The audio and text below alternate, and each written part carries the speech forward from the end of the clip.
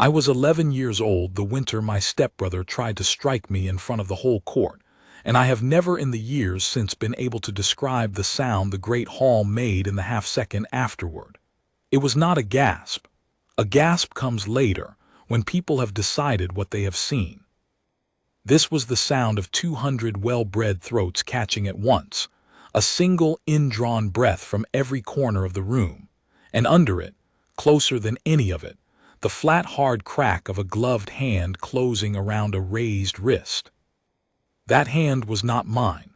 I had no such quickness in me at 11, and no such courage. The hand belonged to a man who had been standing so still against the pillar behind me that I had forgotten a man could stand there at all.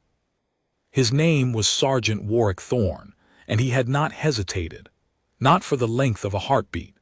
Between the instant my stepbrother's arm went back and the instant it would have come down, there had been time for nothing in the world except a soldier deciding, once and forever, where he would put his body. He put it between us. I am a grown man now, and I have worn the responsibilities that were only a shadow over my childhood, and I have signed my name to things that ended other men's careers and saved a few. I have learned that the largest events of a life do not always announce themselves, but that afternoon announced itself.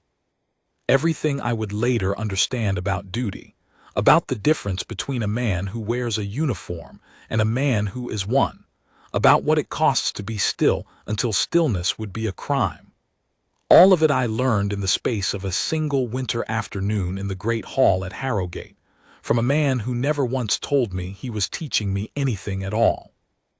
Let me take you back to before the hand went up, because the striking is not the story. The striking is only the moment the story became visible. The story had been coming for a long time, the way weather comes, and there were people in that hall who felt it in their bones and said nothing, and one man who felt it and did the only honest thing a man can do with such a feeling, which is to stand where the harm will land and refuse to move. We were gathered that day for my mother. My mother was the late Queen Consort, and she had been dead 3 years by that winter, and the court kept her memory the way courts keep everything, with a ceremony. On the anniversary of her passing, there was a memorial in the great hall, an hour of remembrance before the long tables were carried in, and the household ate together in her honor. I remember the hall dressed in her colors, the pale winter green she had loved, cut branches of holly and dark ivy wound along the gallery rails, because holly was the only green thing brave enough to keep its color through the cold, and she had said once that she admired it for that. Somebody had remembered she said it. Somebody always remembers the small things about the dead and forgets the large ones, and so we hang holly and forget to be kind. I was the second son. My brother Rowan was crowned prince, 17 that winter, already carrying himself with the careful gravity of a young man who has been told since birth that a kingdom is watching him learn to walk. My sister Alara was 14 and fierce and clever, and frightened of nothing that I could ever discover. Then there was me, Torin, 11, and my sister Malin, who was 9, and our brother Bram, who was 6 and still small enough to fall asleep at ceremonies and be carried out. We were Isolde's children, all 5 of us, and on the anniversary of her death we sat together in the front row of chairs and were looked at, which is what it is to be a royal child at a solemn occasion. You are not a mourner, you are an exhibit of mourning, and you learn young to hold your face the way you hold a heavy tray, carefully, so nothing spills. Our father was King Alaric, and our father was not there. I want to be fair to him, because I have had years to be unfair and it did no good. He had ridden 3 days north to the border country, where a dispute between 2 of his lords over a river and a mill had turned ugly enough that men had died, and a king who will not go himself to stop his lords from killing each other over a mill is a king who will soon have nothing to be king of. He had gone because going was right. But it meant that on the anniversary of my mother's death, the throne on the dais was empty, and the woman who presided over the memorial in his place was not my mother and had never pretended to grieve her. That was Morwenna, the Queen Consort, my father's second wife. I have tried, telling this, to find the words that would let you see her the way the court saw her, because the court did not see a villain. That is the thing people who were not there never understand. Morwenna was beautiful in the particular way of women who have decided that beauty is a tool and have spent 30 years learning to use it, and she was gracious, and her voice in a large room was a lovely instrument, low and warm and unhurried, and when she spoke of my mother that afternoon she did speak of her. She was not a fool. She said the correct and tender things, and half the hall's eyes were wet. And I sat in the front row and watched her mouth make the shapes of grief, and felt a cold in my chest that a child cannot name. She had brought 2 children of her own into our house when she married my father. They were grown, or nearly. Lady Warrick, who was 20 and watchful, and I would learn not the worst of them. And Lord Cassius. Cassius was 24 that winter. I need you to understand what he was, and I need to do it without the anger of the boy I was, because the boy I was is not a reliable witness. The boy I was hated him with the pure hatred children keep for the people who make them feel small. Let me try it as the man. Cassius was a young man who had been raised by a mother who told him he was owed a kingdom, and then married him into a house where the kingdom was pointedly, permanently, not his. He was clever enough to feel the insult of it every single day, and not clever enough to hide that he felt it. He was handsome and expensively dressed, and he laughed easily at things that were not funny, and there was in him always, under the fine coat, a kind of straining, a horse that has been reined too long and has begun to think about the wall. Everyone in the household could see it. The stewards gave him a wide berth. The younger guards learned his moods. My brother Rowan, who was decent to the point of foolishness, kept trying to befriend him, and Cassius took the friendship the way a starving man takes bread from someone he means to rob. And he could not stand me. I have thought about why for a long time. Rowan was the true threat. Rowan was the crown prince. Rowan was the wall Cassius kept thinking about. But you do not throw yourself at a wall. You throw yourself at the loose stone. I was the loose stone. I was 11, I was small, I was Isolde's boy, and everything about me reminded him of the thing he was not. I was born to the house he had only married into, and I had my mother's memorial and my mother's colors on the walls, and he had a mother who was presiding over it in a borrowed chair, wearing borrowed power, waiting for a husband to come home who had never once looked at Cassius the way a father looks at a son. I did not know any of that at 11. At 11, I only knew that he watched me, and that his watching had teeth in it. I had something of my mother's that day. I want to tell you about it, because it is the small stone the whole avalanche came down on, and if you do not see the stone, you will not believe the avalanche. It was a medallion. Not a grand thing. My mother had grand things, and they were locked away, and there was already in the household a quiet, ugly current of talk about who those grand things would belong to now that she was gone, a current I was too young to follow but old enough to feel.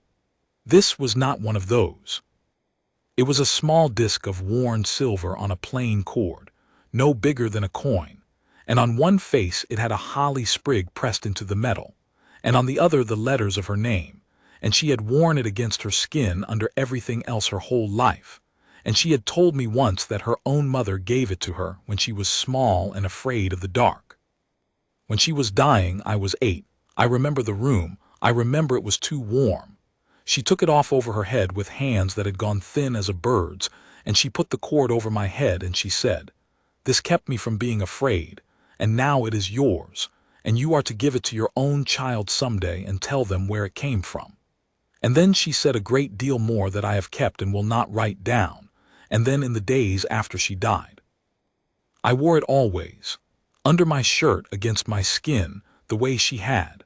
On the day of the memorial I wore it, and at some point during the long hour of remembrance, sitting in the front row with the holly on the walls, I took it out and held it in my fist the way I did when I needed her, and I did not think anyone was watching me. Cassius was watching me. The memorial ended. The chairs were drawn back, and the household broke into the loose-standing crowd that comes before a feast, everyone talking low, the servants beginning to carry in the long boards for the tables. It was the loud, soft hour of a great occasion, 200 people making the noise 200 people make, and it is exactly the hour in which a thing can happen in a crowd and half the crowd will not see it until it is over. I had drifted, the way a boy drifts, toward the tall windows at the end of the hall where the cold came off the glass, because I wanted to be out of the press of legs and skirts, and away from the adults bending down to tell me how brave I was being, which is a thing adults say to children at funerals that means nothing and costs the child a great deal to answer. And there was a man standing against the pillar by the windows, and I knew him. Sergeant Warrick Thorne had been a fixture of my whole life, in the way that the furniture and the weather and the guards are fixtures of a royal child's life, always there, rarely thought about, part of the architecture. He was not a young man. He had gray coming in at his temples under the edge of his helm, and lines around his eyes from a life spent mostly outdoors and mostly not smiling, and he was built like something that had been made to hold a door shut against a crowd, broad and low and quiet. He wore the household uniform, the dark green coat of the Harrogate Guard with the silver cord at the shoulder, and he carried himself with the particular stillness of the men who guard royalty, a stillness I had seen my whole life and never once wondered about, a stillness so complete that a child stops seeing it as a person and starts seeing it as part of the wall. I did not know that afternoon that he had served my mother. I would learn it later, and learning it would rearrange the whole day in my memory like a key turning in a lock. I only knew his face, and that his face was a safe one, and I drifted toward the pillar the way you drift toward a familiar tree in a strange wood. "Cold by the glass, Your Highness," he said. He did not look at me when he said it. His eyes were on the room, always on the room, moving. "You'll want to keep to the fireside." "I like the cold," I said. "So did she," he said, and I did not understand yet why my throat closed at that, because I did not yet know how he could have known such a thing. That was when Cassius came. I heard him before I saw him, because you always heard Cassius before you saw him. He moved through a room the way a man moves through a room he believes he owns, and his boots came down hard, and his voice carried whether he wished it to or not. He had a cup of the warmed wine in his hand, and it was not his first, and there was a color in his face that I had learned to watch for. When Cassius had that color, you left the room. But I was against the glass with the guard on one side of me and the whole hall on the other, and there was no leaving. "Little Torin," he said, hiding in the corner, "sulking at your own mother's party." "It isn't a party," I said, which was true, and which was the wrong thing to say, and which I said anyway because I was 11, and I had spent an hour holding my face like a heavy tray, and I was tired. Something moved behind his eyes. He came closer. Up close he smelled of the wine and of the clove oil he wore in his hair, and he crouched down to my level the way an adult does when he means to be cruel and wants it to look like kindness to anyone watching from a distance. "No," he said softly, so it was only for me. "It isn't a party. It's a memorial for a dead queen who's been dead 3 years and who they can't seem to stop bowing to. Do you know what I think, little prince? I think a house that spends this much on the dead has forgotten to feed the living." I did not answer. I had learned that not answering was safest. "What's that in your hand?" he said. I closed my fist tighter. I had not even known I was holding it, but I was the medallion, the cord of it looped over my fingers, the small silver disc pressed into my palm. His eyes had gone to it the way a bird's eyes go to a bright thing. "Nothing," I said. "It isn't nothing, show me." And when I did not, his voice changed, dropped the false softness, and the color in his face went a shade deeper. I said, "Show me, you little, that's hers, isn't it? That's the queen's. Do you know my mother has been made to ask, like a servant, for what's owed to her from that woman's things, and here you are with silver in your fist, hoarding it, hiding it in a corner. He was not making sense, and men do not need to make sense to be dangerous. They only need to have decided. Give it here. Give it to me, I'll see it goes where it should. No, I stepped back. My shoulders came up against the cold glass.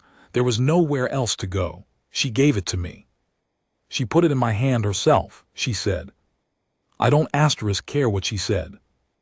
His voice cracked up out of the low register into something that turned heads 20 feet away, and his hand shot out and closed around my wrist, the one holding the medallion, and he wrenched it. Hard enough that pain went right up my arm and my fist opened against my will and I cried out. And I saw his other hand go back, up and back past his shoulder, open. The flat of it turned toward me, and I saw his face, and there was nothing in it at all, no thought, no man. Just the animal at the end of the reins going for the wall at last, and I understood with a child's absolute clarity that the hand was going to come down across my face, and I could not move, and I shut my eyes. It never landed. I have replayed the next second more times than any other second of my life, and I still cannot tell you the order of it because it did not happen in an order. It happened all at once. There was the crack of a hand closing on a wrist, Cassius's raised wrist, the striking one, caught in the air at the top of its arc. There was a weight and a warmth and a smell of wool and leather as a body came between me and the glass and the room and everything. A wall of dark green coat and I was behind it. I was somehow entirely behind it. One broad gloved hand had come flat against my chest and simply moved me, a foot, 2 feet, sideways along the window, out of the line of the blow. Gently, the way you move a lamp you do not want to break. At the very same instant that his other hand took Cassius's raised arm out of the air. And there was Warrick Thorne's voice, which I had heard say only mild things about the cold, saying now, low and even and without any anger in it at all, which was the most frightening thing, that there was no anger in it. That's enough, my lord. The whole hall had turned. Cassius stared at the hand around his wrist as if it were a thing that had grown out of his own arm without his permission. He was not used to being touched. No one had laid a hand on Cassius in years. You did not touch the Queen Consort's son. His face went from red to a mottled white, and he tried to pull his arm free and he could not, and I watched the understanding of that arrive in him, that he was being held easily, without strain, by a man he could not move. Take your hand off me, Cassius said. Gladly, my lord. Warrick did not move his hand. When your own is down. Do you know who I am? Do you know whose son I am? I'll have you flogged, I'll have you dismissed, I'll have you— The threats came up out of him in a rush, and the more of them there were the smaller they sounded, which is a thing I did not have the words for at 11 but felt exactly. A man who is truly powerful does not list his powers. The listing is the tell. I know who you are, my lord, Warrick said. I know who this is as well.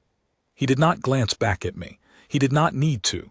His whole body was aware of me the way your body is aware of a candle flame near your sleeve. He is a child and he is a prince, and you had your hand up to him. I couldn't let it come down. Now your arm is down. Mine is off you. And it was. He had released the wrist the very instant Cassius's arm dropped, opened his glove and let go, and stepped back exactly 1 pace and stood, and became again the thing he had been against the pillar, still and quiet and part of the wall, except that now he was part of the wall between Cassius and me, and everyone in the hall could see it. For a moment nothing happened. It is strange what a room does in such a moment. 200 people and not one of them moved, and I have thought since that this is the true reason powerful bad people go on being powerful. Because in the moment when someone should move, everyone waits to see who will move first, and mostly no one does, and the moment passes, and the bad thing wins by default. That afternoon, one man had moved first, before anyone else even understood there was a moment, and by moving first he had done a thing that could not be undone. He had made everyone in the hall a witness. That was when Morwenna came through the crowd. She did not hurry. I want you to mark that because it told you everything about her, and I only understood it years later. Her son had just been seized by a guard in front of the whole court, A mother who loved simply would have run. Morwenna walked. She came through the parting crowd at the pace of a queen crossing a room to receive an ambassador. And by the time she reached us, she had already arranged her face, and I watched her do it. I watched her decide in the space of 10 steps exactly what she had seen, and exactly what she was going to say she had seen, and they were not the same thing. "What," she said, "is happening here?" It was not a question. It was a stage direction. It told the room how to feel alarmed, offended on her behalf, and the room obediently began to feel it. Cassius found his voice all at once, now that his mother was there to hold it for him. He put his hands on me. He was rubbing his wrist, and there was, I saw, a faint red mark on it where the glove had closed, and he made sure to hold it so that the mark showed. This common soldier laid hands on me, on your son, in front of the entire court. He wrenched my arm. You saw it, half of you saw it. He turned to the crowd, appealing, and I felt the crowd not quite answer him, that soft, dangerous hesitation of people who saw something else, but are not sure it is safe to have seen it. Morwenna's eyes went to Warrick. They were very cold and very clear, and there was in them not one flicker of surprise, and I think that is the thing I have never forgiven, more than the striking, more than any of it. That when she looked at the man who had just stopped her son from hitting a child, there was no shock in her face, because she was not shocked, because she knew her son, she had always known her son, and the only thing she was calculating was how to make the man who stopped him into the criminal. "Sergeant," she said, she knew his rank. She knew all their ranks, she was thorough. "You have laid hands on Lord Cassius." "I have, madam." He said it plainly. He did not flinch from it, and he did not dress it up. I would come to understand that this was Warrick Thorne entire.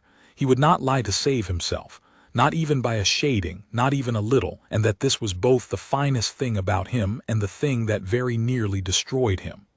His lordship had his hand raised to strike Prince Torin. I stepped between them and stopped the blow. When his arm was down, I released him. That is the whole of it. That is a serious accusation to make against the son of the Queen Consort. It is not an accusation, madam. It is what happened. Every soul at this end of the hall saw it. And he was right, and Morwenna knew he was right, and so she did the thing that clever, cruel people do when they cannot deny the fact. She changed the subject from what happened to who was allowed to have made it happen. "You will address me as *, your grace *, she said, "and you will understand that whatever you believe you saw, a soldier of this household does not seize a member of the royal family by the arm. Ever, for any reason. There are protocols. There are officers. Had you a concern, you would raise it through your captain and through the proper channels. You would not brawl in the great hall on the anniversary of the late queen, and manhandle the consort's son like a tavern keeper throwing out a drunk." She let that sit. It was well done. I can admire it now, the craft of it, the way she took the true thing that he had put his hands on Cassius and wrapped it in 100 layers of procedure until you could no longer see the child at the center of it. "You have shamed your uniform. You have shamed this house, and you will answer for it." "Your Grace." A new voice, and the crowd shifted, and I saw with a rush of relief that it was Captain Osric Vane, the commander of the household guard, come at last through the press with 2 of his men behind him. Vane was a lean gray man with a face like a closed ledger, a man who had spent 40 years keeping the guard out of exactly this kind of trouble, and I could see in the very set of his shoulders how much he wished he were anywhere else in the kingdom. "Your Grace, if I may, Sergeant Thorne is one of my most senior men, 22 years in the household. I have never had cause." "Then you have been fortunate, Captain, and your fortune has run out." Morwenna did not even look at him.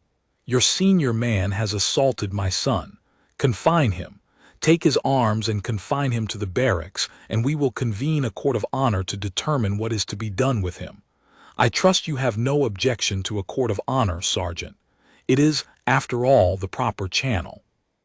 And there it was, she had turned his own principle against him, and she had done it so smoothly that half the hall thought she was being fair. A court of honor, very correct, very just. except that a court of honor was a court, and a court could break a man, could strip his rank and his years and his pension and put him out the gates in the cold with nothing, and everyone in the guard knew it. And I saw Captain Vane's jaw work, and I saw him weigh the man in front of him against the woman in front of him, and I saw him understand that his own career was now standing on the same trapdoor as Warwick's. "Your Grace," Vane said carefully, "the king will wish to be. The king is 3 days north, and this cannot wait 3 days on either side of his journey. I am the consort. I preside in his absence." She was still holding the room. You could feel her holding it, the way you feel a hand around your wrist. "Confine the sergeant. Now, Captain, or I will find a captain who will." It was very quiet. And into that quiet, from behind the wall of the dark green coat, a small voice that I did not at first recognize as my own said, "He was protecting me." Every eye in the hall came to me. I have stood before larger audiences since and told them harder things, and none of it has ever cost me what those 7 words cost me at 11, with my wrist still aching where Cassius had wrenched it and the medallion, I realized suddenly, no longer in my hand. I looked down. It was gone. In the chaos it had fallen or been dropped, or I did not know.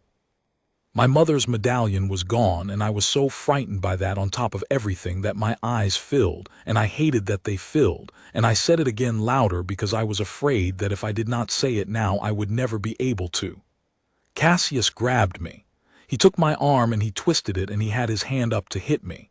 Sergeant Thorne stopped him. He didn't hurt him, he stopped him. That's all. He was protecting me. Morwenna looked at me, and she smiled, and it was gentle, and it was the cruelest thing I had ever seen a face do, because it was the smile you give a child who is overwrought, a child who has had a hard day burying a hard grief and cannot be blamed for confusing things. "Sweet boy," she said. "You've had such a long, sad day." She turned to the hall and let them all see her be tender with me, and in being tender she erased me. "The prince is distressed. He has lost something, and he's tired, and he has been through a great deal today of all days. Take the children up to the nursery wing." She gestured, and there were hands, women's hands, ladies of her household, coming for us. "This is no place for them now." And Warrick Thorne, who had said nothing since he told the truth plainly and been disbelieved for it, spoke once more, and it was not to Morwenna. It was to Captain Vane, and it was quiet, and it was the voice of a man laying down his sword, because the alternative was to make things worse for the boy he had just saved. "Captain," he said, "I'll go to the barracks. There's no need for anyone to lay hold of me." He unbuckled the belt with his sidearm and his baton, and he held it out, across his 2 open palms, the old way, and Vane took it, and I saw something pass between the 2 old soldiers that had no words in it. "I did what I did," Warwick said. "I'd do it again. Let the court say what it likes."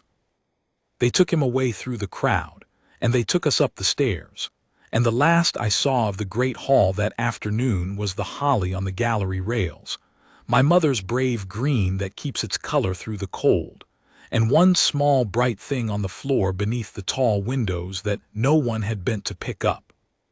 The nursery wing that night was very loud, and then very quiet, the way a house is after something has broken in it. They put us up there, all 5 of us, Rowan and Alara, who were too old for a nursery but who came anyway because Alara refused to be sent to her own rooms and Rowan would not leave her, and Malin and Bram and me. The ladies of Morwenna's household delivered us and withdrew, and the moment the door closed Alara turned on me and gripped me by both shoulders and looked at my face the way our mother used to, hunting for hurt. "Did he touch you?" she said. "Cassius, did he hit you?" "No," my wrist throbbed. I did not mention the wrist. The sergeant stopped him. I saw him stop him. Alara let go of me and paced, all 14 years of her furious and helpless. I saw the whole thing from the gallery. He had his hand up like this, she showed us, and Bram's eyes went round, and Malin took my hand, and that guard came from nowhere. Torin. I have never seen a man move like that. One moment he was a statue, and the next he had Cassius's arm out of the air and you tucked behind him, and I thought, her voice caught. My sister, who was frightened of nothing, had a catch in her voice. And then she made it his fault, in front of everyone. She turned it into his fault. She always does, said Rowan. We all looked at him. Rowan did not say things like that. Rowan was the one who kept trying to be Cassius's friend, who insisted that if we were only kind enough the two households would knit into one, who bore the whole weight of being the crown prince by being relentlessly, exhaustingly good. He was standing by the cold window with his back to us, 17 years old and looking, for the first time I could remember, older than that. She always does, he said again more quietly. Something happens and it's ugly and it's Cassius, and by the time she's finished talking it's someone else's fault and Cassius is the injured party and everyone's forgotten what they saw with their own eyes. I've watched her do it a dozen times. Small things. A servant blamed for a thing Cassius broke. A groom dismissed. A tutor sent off. He turned around. This is the first time she's done it to a man who was in the right, and she's going to break him for it, Torin. A court of honor, do you understand what that is? They'll strip him. 22 years and they'll put him out the gate with nothing, and it will be legal, and it will be because he stepped between you and Cassius's hand. He looked at me, and I have never forgotten what he said next, because it was the first grown-up thing anyone ever asked of me. So we can't let them. Do you understand? Whatever it takes, we can't let them. It was Malin, 9 years old, still holding my hand, who asked the question that turned out to matter most. Why did he do it? She said. The guard, the others didn't. There were other guards in the hall, I saw them, and they didn't move. Why did he? None of us had an answer. But the question had a shape to it, and I carried the shape of it up to bed with me, and I could not sleep, and somewhere in the smallest hour of the night I got up in my nightshirt and went to find the one person in that house who might know, which was old Haldred the understeward, who had served in the household since before any of us were born, and who could be found always awake in the small hours, banking the fires in the long gallery, because he did not trust the younger men to do it, and did not much sleep any more. I found him with his taper by the gallery hearth, and he did not seem surprised to see a barefoot prince at that hour, very little surprised Haldred. I asked him why Sergeant Thorne had been the one to move. He was quiet for a while, tending the coals. Then he said, "Sit down, your highness, you'll take a chill." And when I had sat on the warm stone of the hearth, he told me. Warrick Thorne, he said, had been my mother's guard. Not the household's in the beginning, hers. When my mother Isolde had first come to Harrowgate as a young bride, frightened and far from home and not yet queen, it was Thorne who had been assigned to her door, a young soldier then, newly of the guard, given the least glamorous posting there was, which was the door of a foreign girl nobody yet knew whether to bow to. And he had stood that door for years. Through her first childbed, which was Rowan's and nearly killed her, Haldred said Thorne had stood outside that door for 2 days without being relieved because he would not go, and the physicians came and went and the door stayed shut and the young soldier stood. And when at last the cry of a living child came through the door, the household found the guard outside it weeping, silently at his post and never speaking of it. Through the good years, through the bad ones. He had stood her door and walked at her shoulder for the better part of 2 decades, and when she grew ill at the end it was Thorne, among all the guard, whom she asked to be near, because his was a face she trusted, and Haldred lowered his voice here and told me a thing I have never told anyone until now. At the very end my mother had called Warrick Thorne to her, and she had asked him a thing, and he had given her his word. What word? I said. My heart was going hard.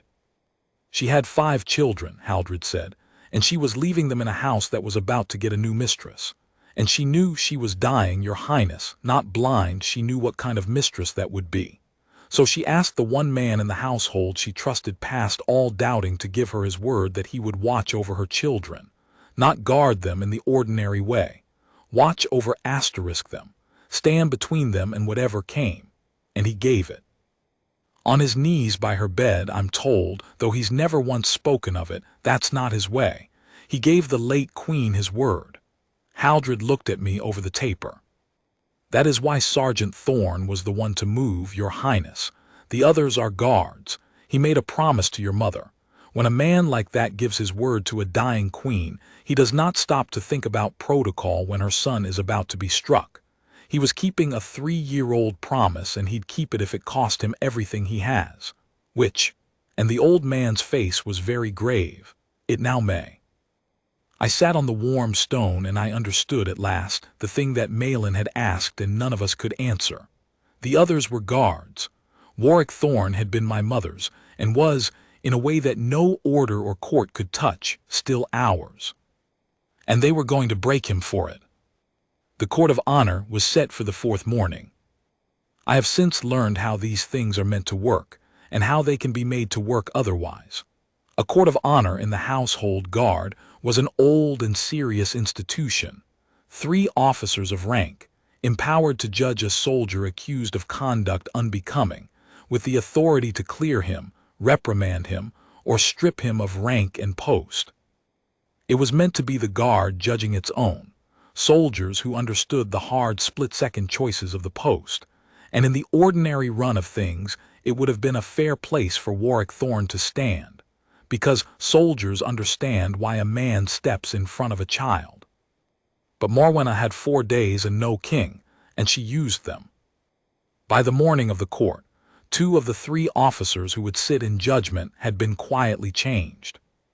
Captain Vane, who by rights should have convened it and who would have stood by his man, was informed that, as Thorne's own commanding officer, he was too close to the matter to sit, which was true enough to be hard to argue and false enough in its purpose to make Vane gray with anger. In his place sat officers who owed their advancement to the consort's favor, not evil men, I think, but weak ones, men who had learned that in that house the way up was through Morwenna's good opinion, and who understood without being told a single word what verdict would keep them in it. That is how it is done in houses like ours. No one gives an order. No one has to. The order is in the air, and the weak breathe it in, and they call the result their own honest judgment. And she had witnesses. This was the part I did not understand until the day itself, and it was the part that nearly won. Morwenna had spent her 4 days finding people who would say they had seen a different afternoon than the one I had seen. A footman who would testify that the sergeant had been rough, had wrenched Lord Cassius's arm cruelly, had used more force than any protection required. A lady of her household who would say, with tears, that Lord Cassius had merely been remonstrating with a willful child, scolding, no more, when the guard fell upon him. Perrin Colfax, her steward, a smooth, cold man who managed her affairs, who would testify that he had seen Lord Cassius's raised hand, and that it had plainly been raised only to summon a servant, and that the brute of a guard had willfully mistaken a gentleman's gesture for a blow, and assaulted the consort's son over nothing at all. It was, I understand now, quite a good lie. It did not deny the visible facts, the hand up, the guard's grip, the mark on Cassius's wrist. It simply poured a different meaning into them, the way she had in the hall, and it had the great advantage that it turned on a thing no witness could disprove. What had been in Cassius's mind when his hand went back? And who could say what was in his mind? Only Cassius. And Cassius, coached for 4 days by his mother, would weep at the right moment and say he had never dreamed of striking his little brother, that he loved the boy, that he was wounded past words that anyone could think it. And would the court please tell him why a soldier of his own household had brutalized him in front of the entire court on the saddest day of the year? Against all of that, there was the truth, and the truth had exactly 2 things on its side. It had a room full of people who had seen what really happened, and were afraid to say so.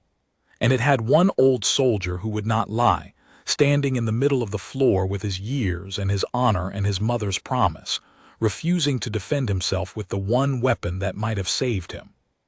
Because Warrick Thorne would not accuse the consort's son of trying to strike a child.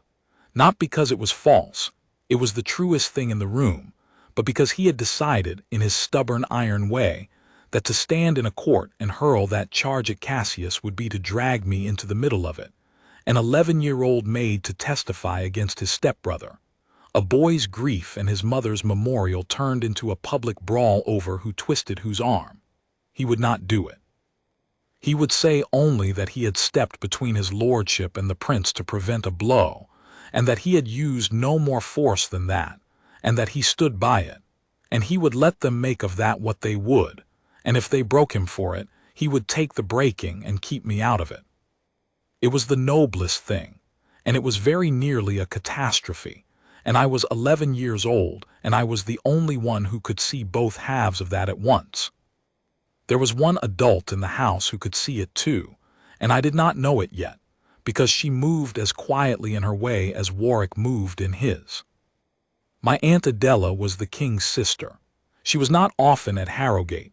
She kept her own household in the East and came to court only for the great occasions, but she had come for my mother's memorial because she and my mother had been friends, the real kind, the kind that survive a marriage into a difficult family.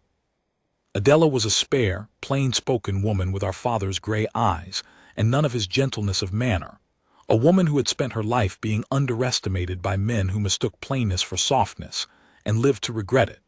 She had been in the gallery the afternoon of the memorial near Alara, and she had seen the whole thing, and where the rest of the court had gone silent and careful, Adela had gone very still and very certain, and then she had done, quietly, the only thing that mattered.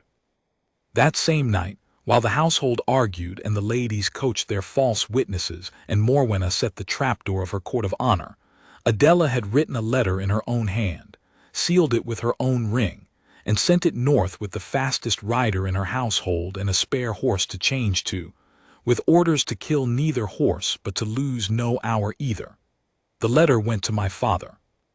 It told him in her flat, unarguable way exactly what she had seen with her own eyes in the great hall, the raised hand, the child cornered, the guard who stepped in, the consort who turned the guard's courage into a crime, and it ended, I would learn much later, with a single line that was pure Adela. "Brother, your wife means to break an honest man for protecting your son before you can get home to stop it. Ride." She could not be sure the letter would reach him in time. The border was 3 hard days north. The court was set for the 4th morning. Morwenna had measured those distances as carefully as Adela had. So my aunt did the other thing a clever ally does when she cannot be sure the cavalry will arrive. She worked to slow the battle. She could not stop the court. She had no authority over the guard's own tribunal, and Morwenna had the household sewn up tight. But she could make it take longer. She let it be known, in the right ears, that she would be observing the proceedings, as was her right as a princess of the blood, and that she would be reporting what she observed to the king upon his return, and the mere fact of her watching made the 3 nervous officers on that court slow down, allow testimony they might otherwise have hurried past, because now there were 2 people in that room they were afraid of, and the second one was on the side of the truth. I did not know any of this on the 4th morning. I only knew that they came for me early. Morwenna sent for me before the court convened. I was brought to her private sitting room, and she received me alone, no ladies, no Cassius, just the 2 of us and a low fire and a tray of the sweet things she knew children liked, which she had set out, and which I did not touch. She had me sit. She looked at me for a while with those clear, cold eyes, and then she did the most frightening thing she could have done, which was to be kind. "Torin," she said, "I know you've been frightened. I know the last few days have been dreadful, and it's my fault. I should have kept the 2 of you apart, Cassius and you. I've known for a long time that you strike sparks off each other, boys do." She sighed, a mother's sigh. "He has a temper. I won't pretend he doesn't. He gets it from his father, God rest him, and I've spent his whole life trying to school it out of him, and I've failed, and that's my sorrow to carry.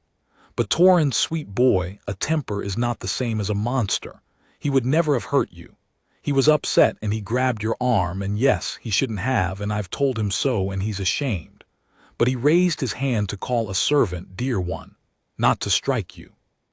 You must have been frightened and thought, well, you thought the worst, and no one blames you, but you thought wrong."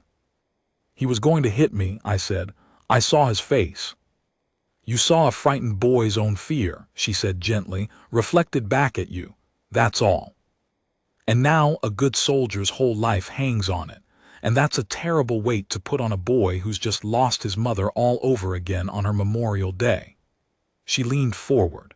Here is what I want you to understand, Torin, because I do care for you, whatever you think of me. If you go into that court today and you say Cassius meant to strike you, you will not save the guard. You cannot. The officers have already weighed the testimony of grown men who were there, and a distressed child's word cannot outweigh it. All you will do is brand your own brother, your family, this family, the only one you have now, as a man who beats children. You'll poison this house for the rest of your life, and it won't even work.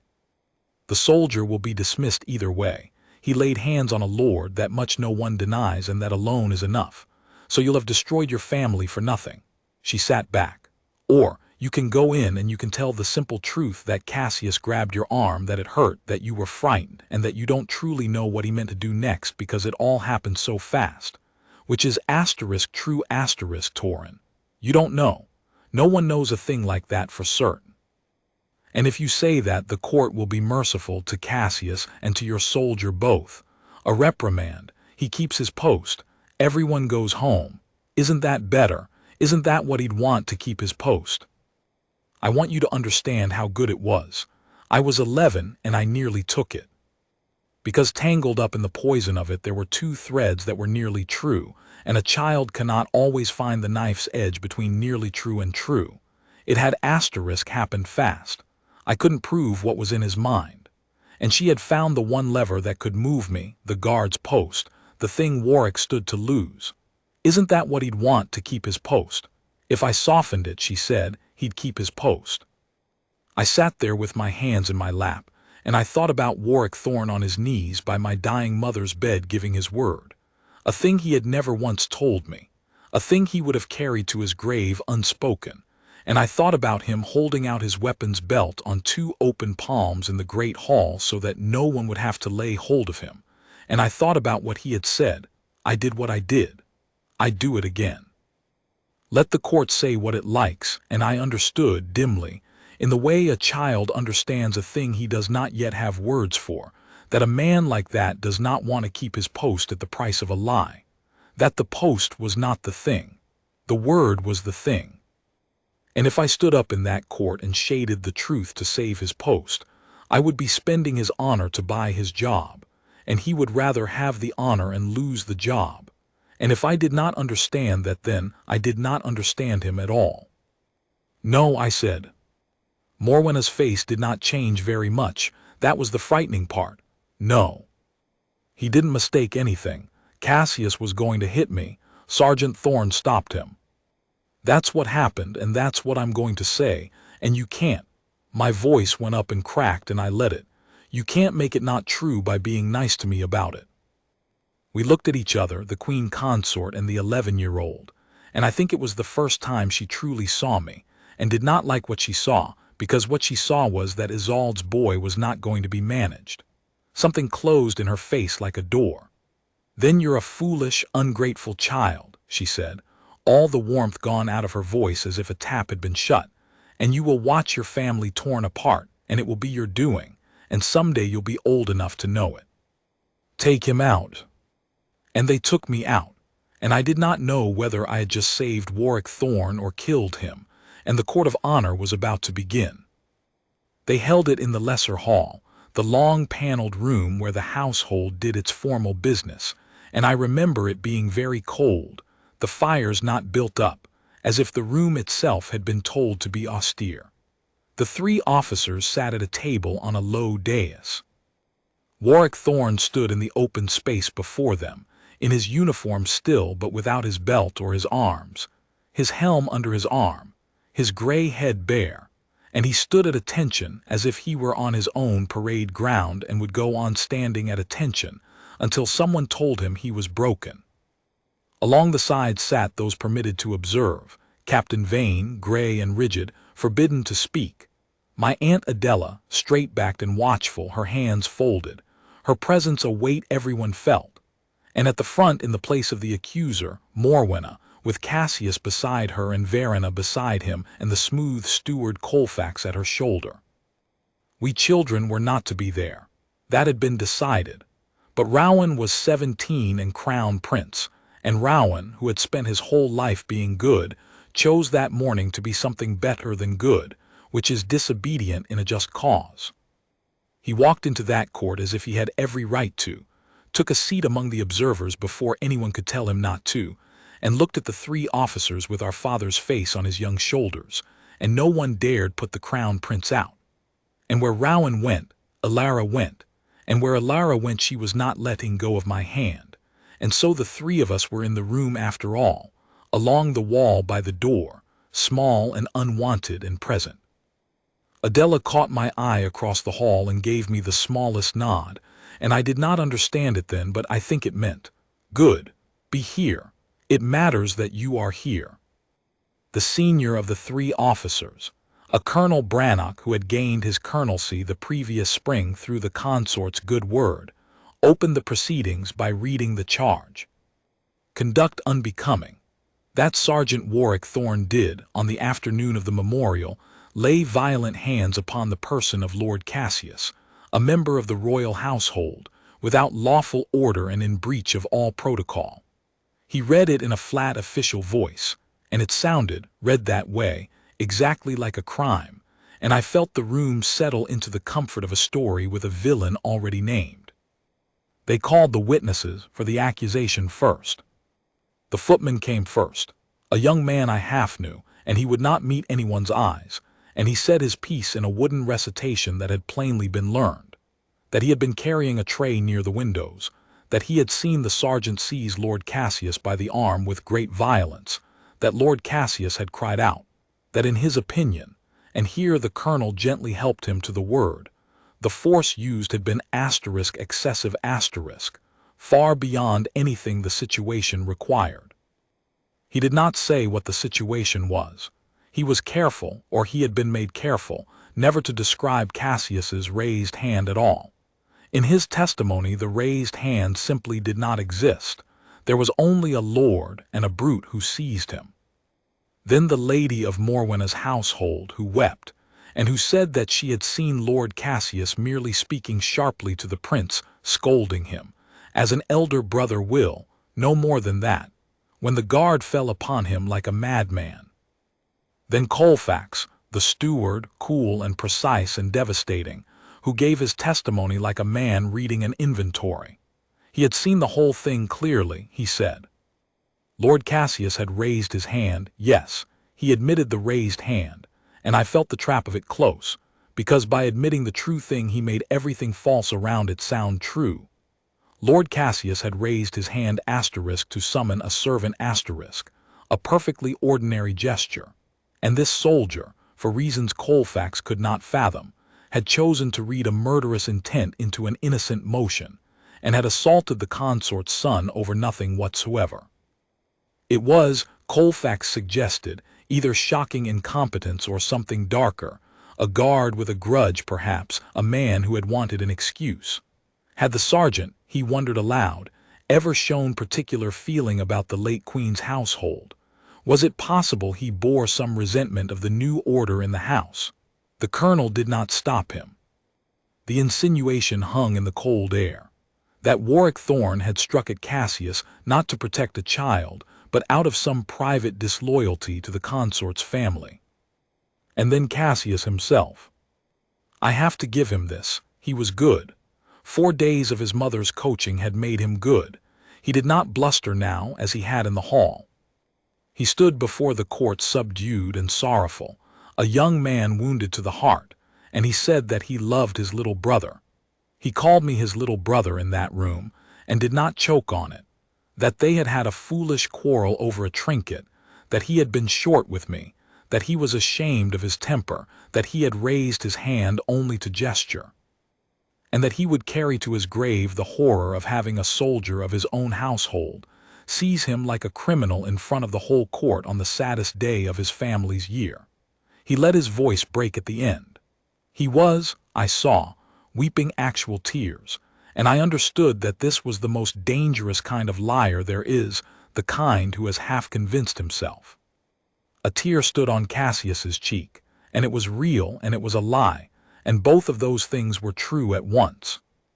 The three officers looked, frankly, relieved. Here was a version of events that let them do what the air in that house had already told them to do, and let them feel decent about it. A hot-tempered young lord, a misunderstanding, an overzealous guard.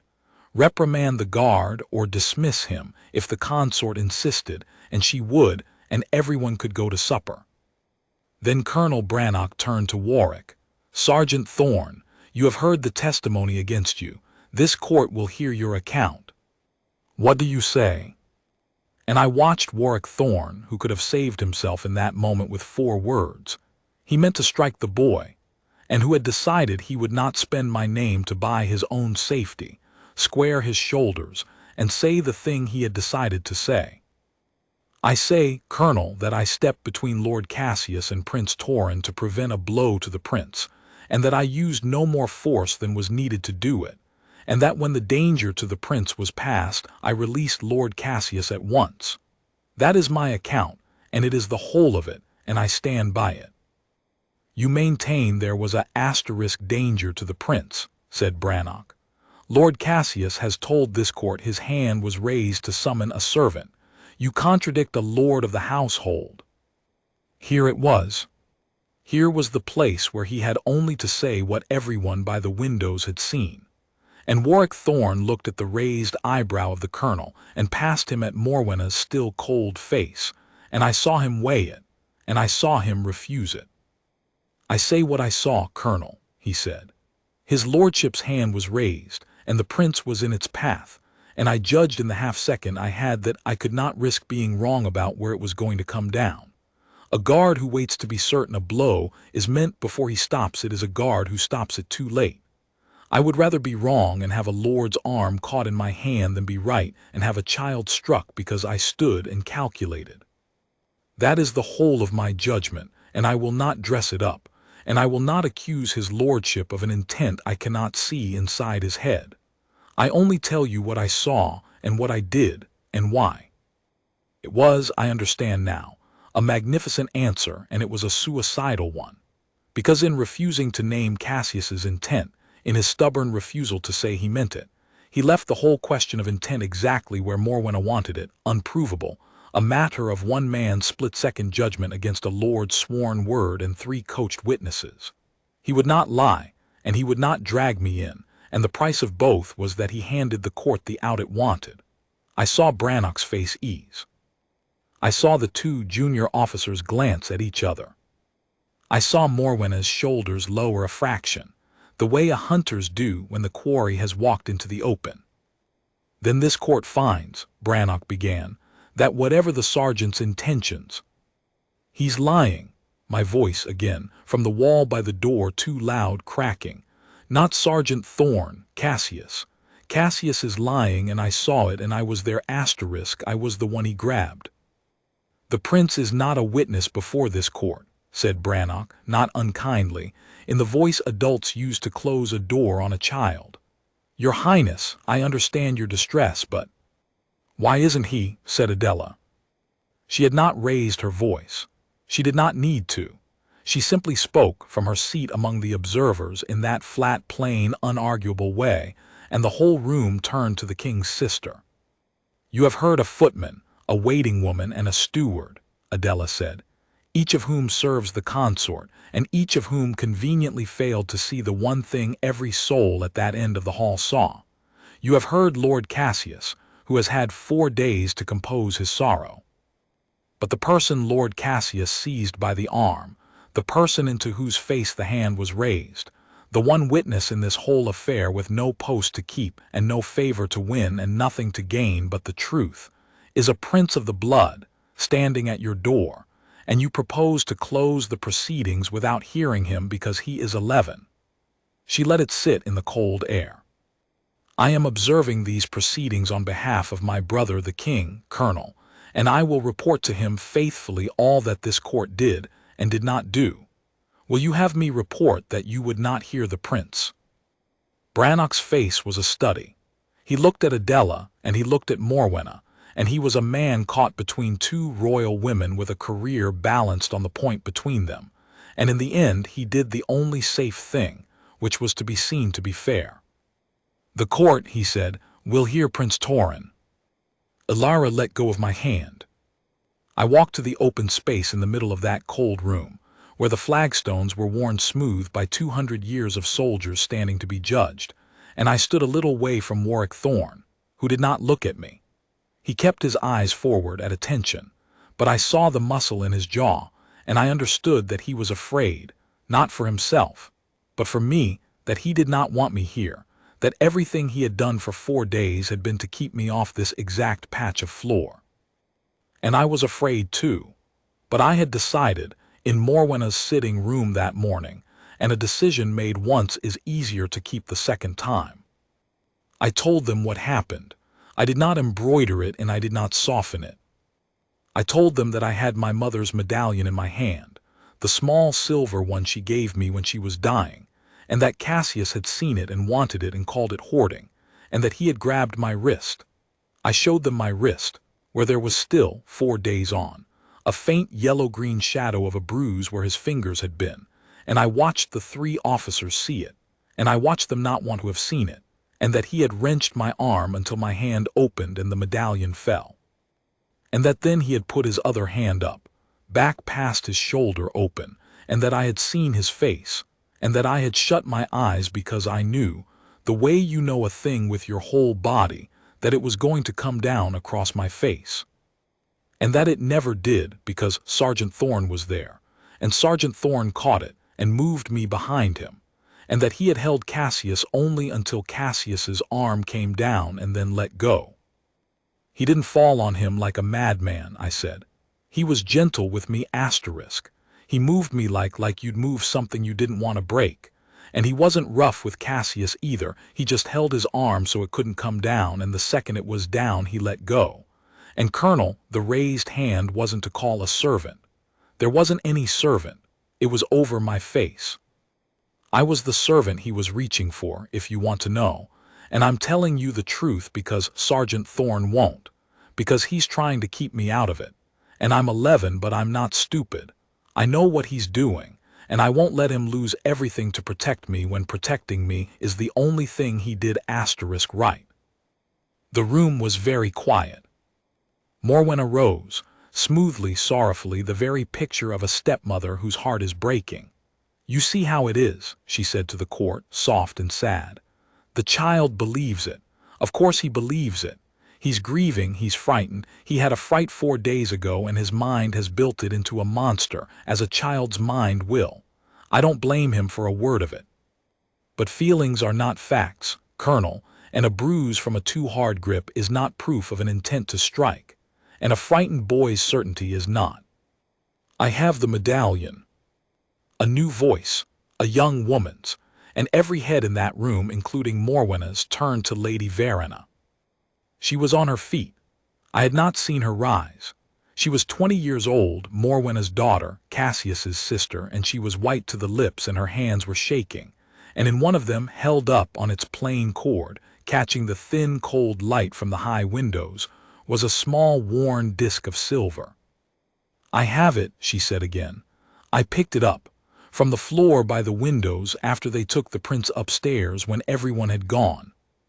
It was lying there and no one bent to pick it up, and I couldn't leave it on the floor, it seemed." Her voice wavered. "It seemed a terrible thing, to leave it on the floor.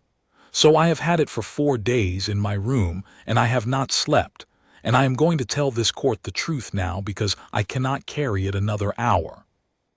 "Warrick," Morwenna's voice was low and full of warning.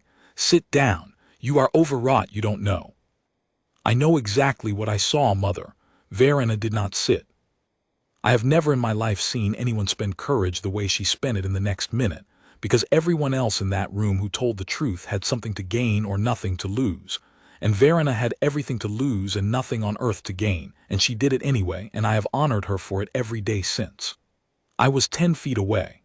I saw Torin holding the medallion. I saw Cassius grab his wrist and twist it. I heard the prince cry out. We all heard it. It's why the whole hall turned. And I saw my brother raise his hand. She was crying now, but her voice did not break.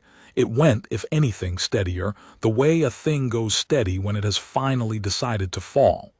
He raised it to strike a child. He did.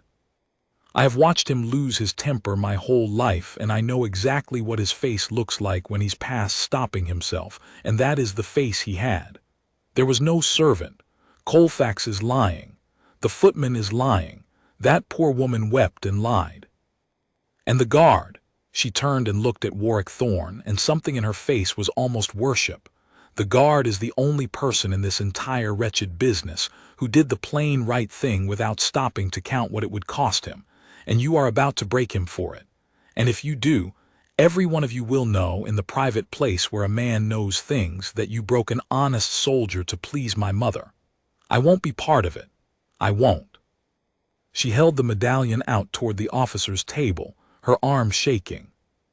This is the late Queen's. She gave it to the prince. My brother tried to take it from a child by force and raised his hand to him, and the guard stopped the blow.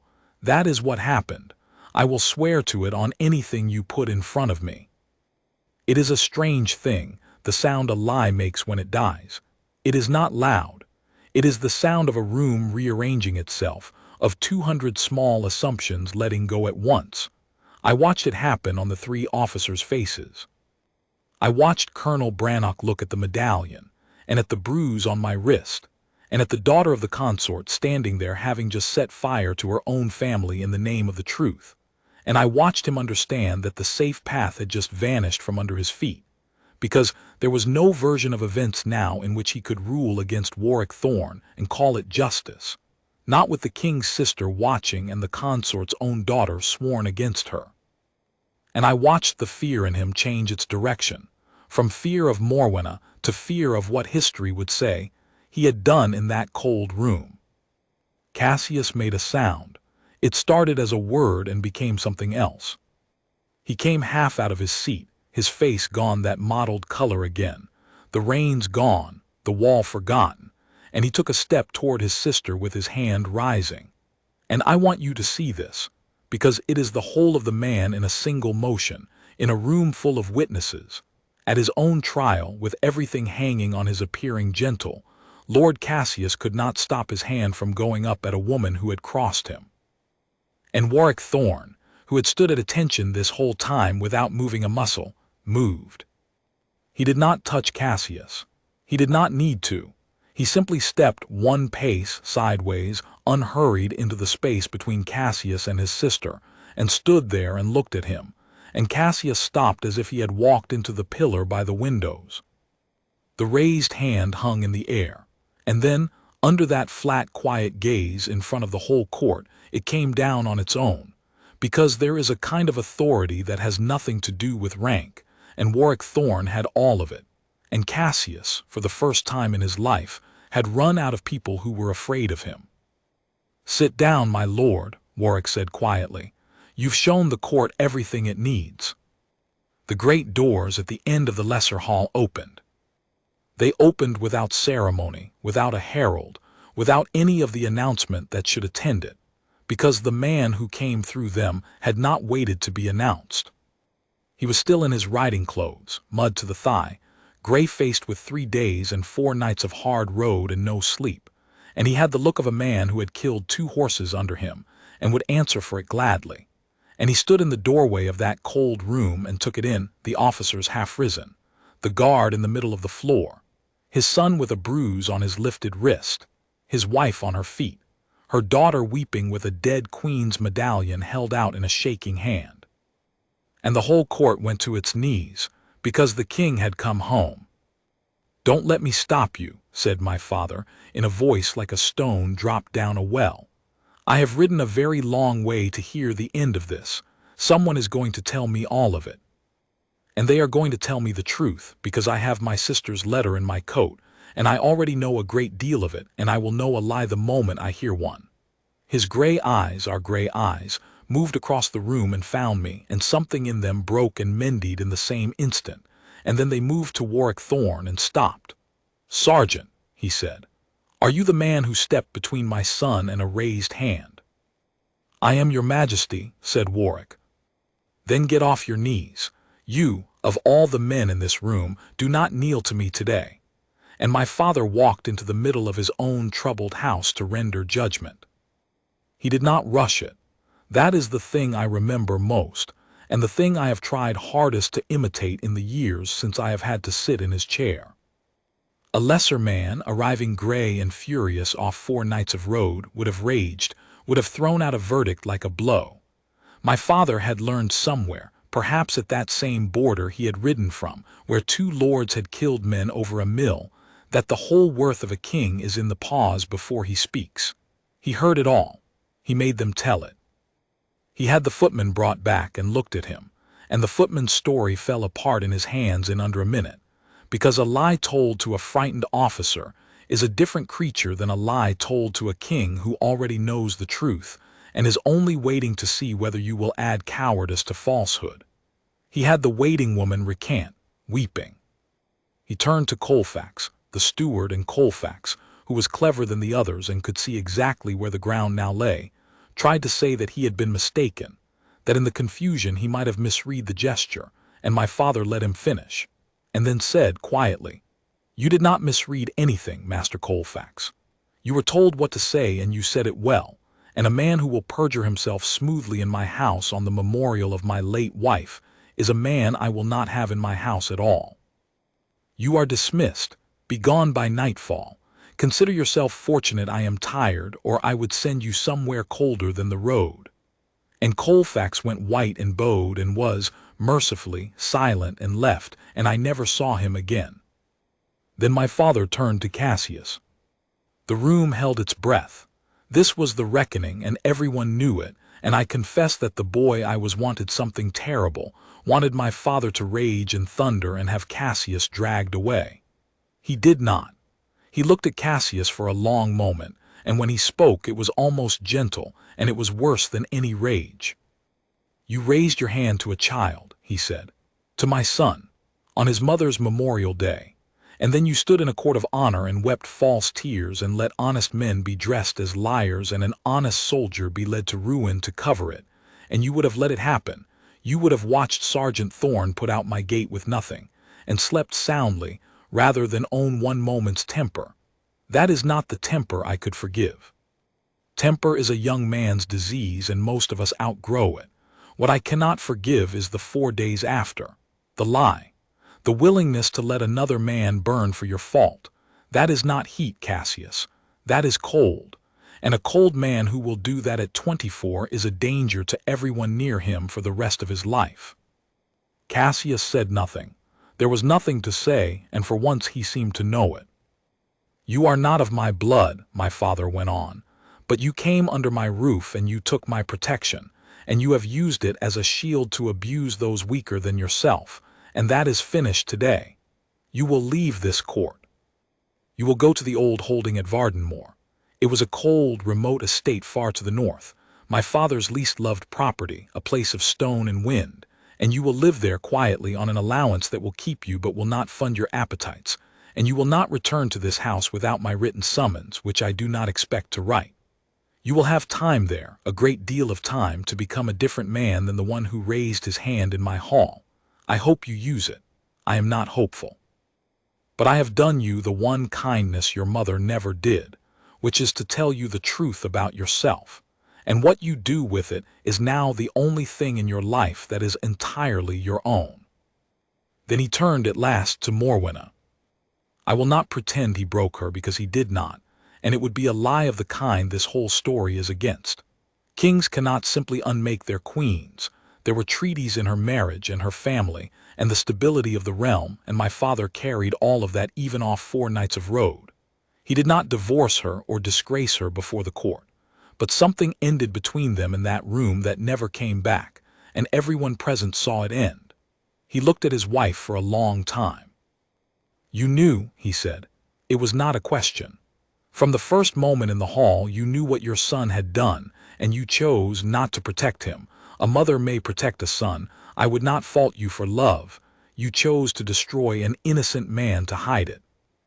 You looked at the one soldier in my household who kept faith with his oath, and you set out to break him for keeping it.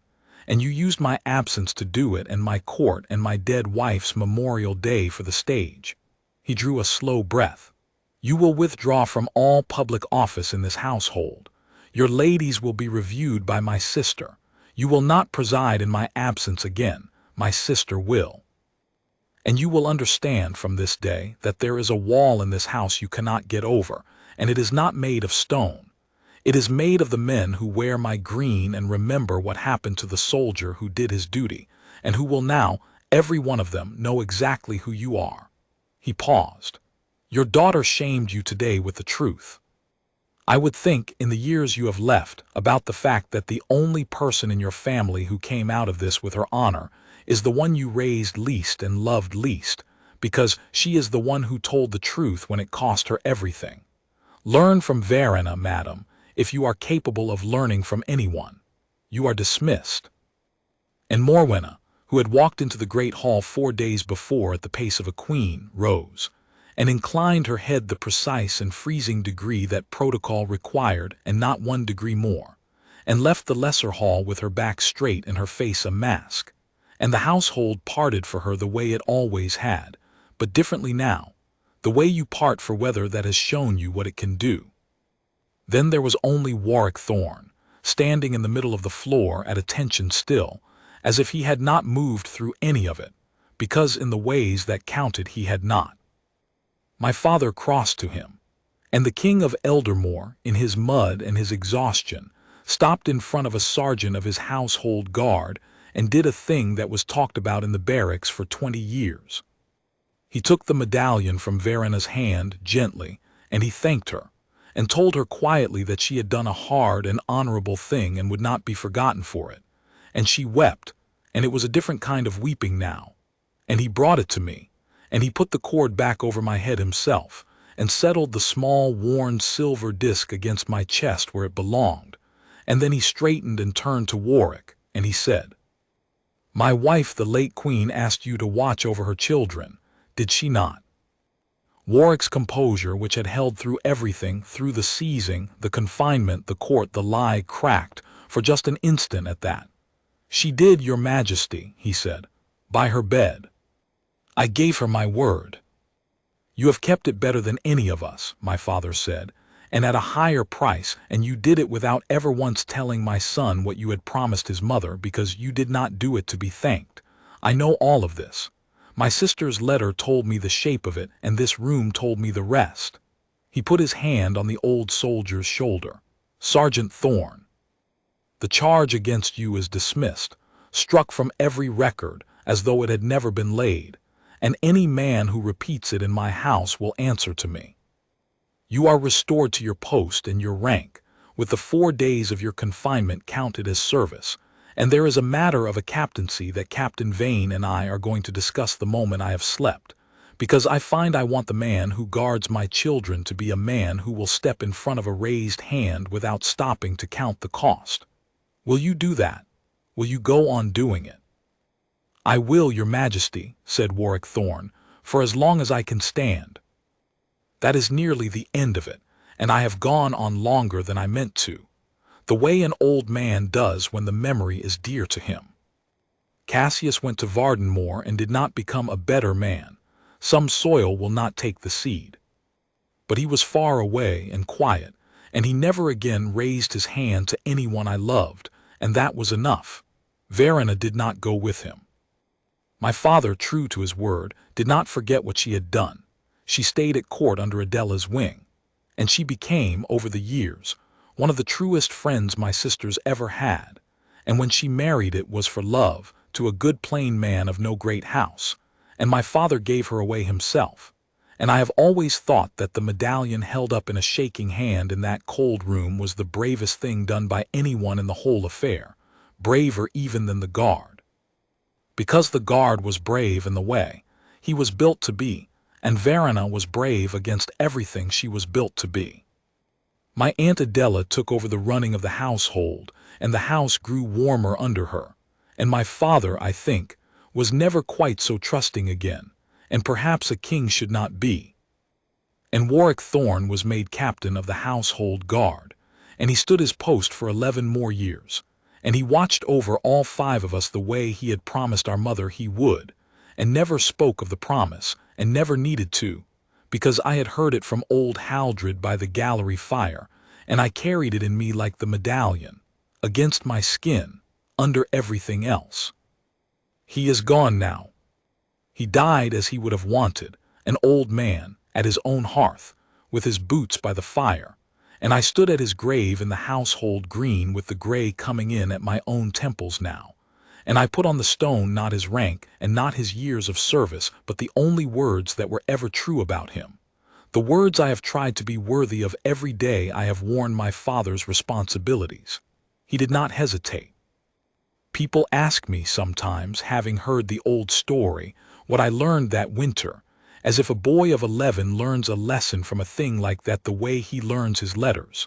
I did not learn a lesson. I learned a man. I learned that the whole difference in the world is not between the strong and the weak. Cassius was strong, and Warrick was only a middle-aged soldier with gray at his temples, but between the man who steps forward before he can count the cost and the man who counts first and steps never.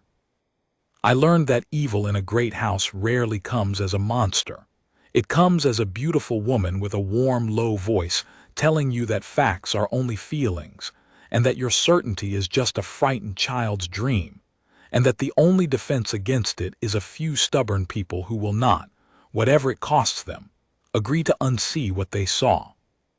And I learned that when the hand goes up, and in one form or another in every life, the hand goes up, there is exactly one thing that matters, and it is not who you are, or what you are owed, or what the protocols say, or what it will cost you. It is whether you step between. Warrick Thorne stepped between. He did it before I understood there was anything to step between. He did it keeping a promise no one but a dead queen and an old understeward knew he had made. He did it knowing it might cost him everything, and it nearly did, and he did it anyway, and he would have done it for the meanest child in the kingdom exactly the same, because that is what the word he gave meant to him.